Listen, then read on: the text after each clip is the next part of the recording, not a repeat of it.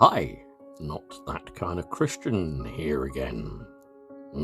As I always say, trust me, I'm a boomer. Yep.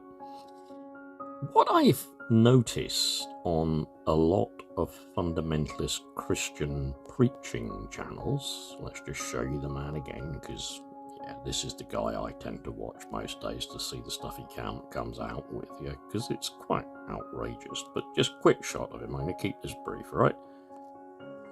Stuart on his transformed in the grip video one day ago. That's the latest one. But what I notice on a lot of their preaching and whatever that they do, they tend to get you to accept the outrageous.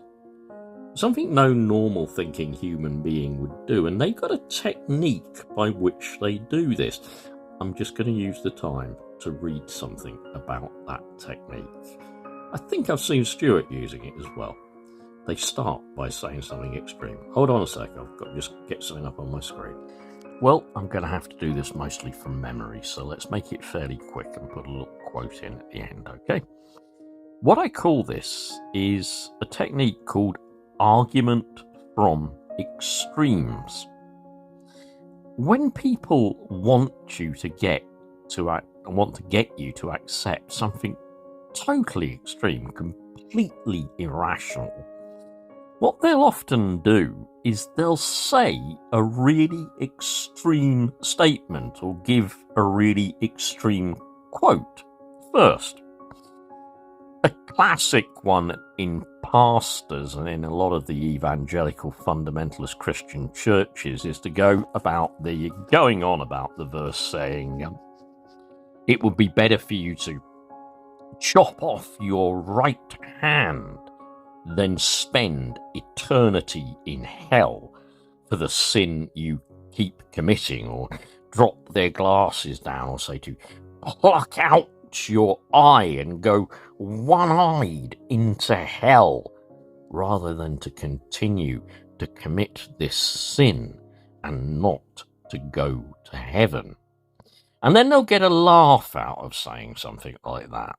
They'll change their tone. They'll sound quite humorous, and they'll say, well, in that case, surely we'd expect many more one-eyed and one-handed people in this church.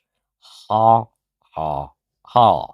Now notice they've made an extreme statement, and they've made you laugh. Yeah? Now I'm getting near the end now, okay?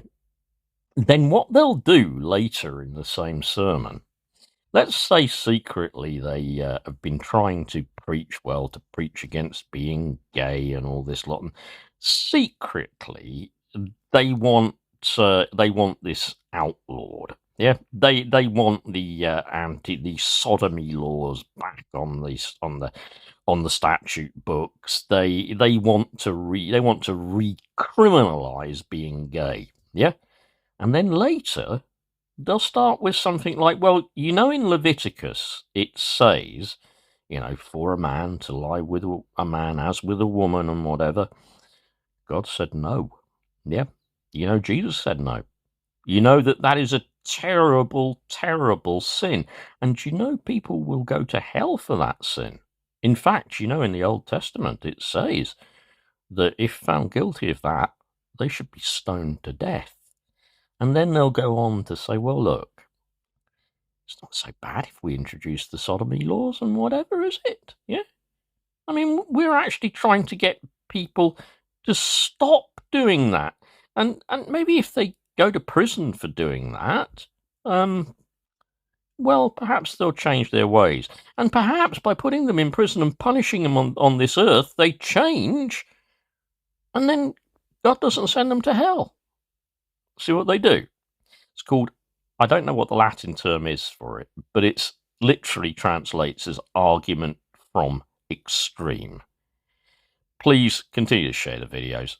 And again, get on Stuart. Messages for Our Time on YouTube. Pride on this Saturday. Don't forget Great Yarmouth. Bye.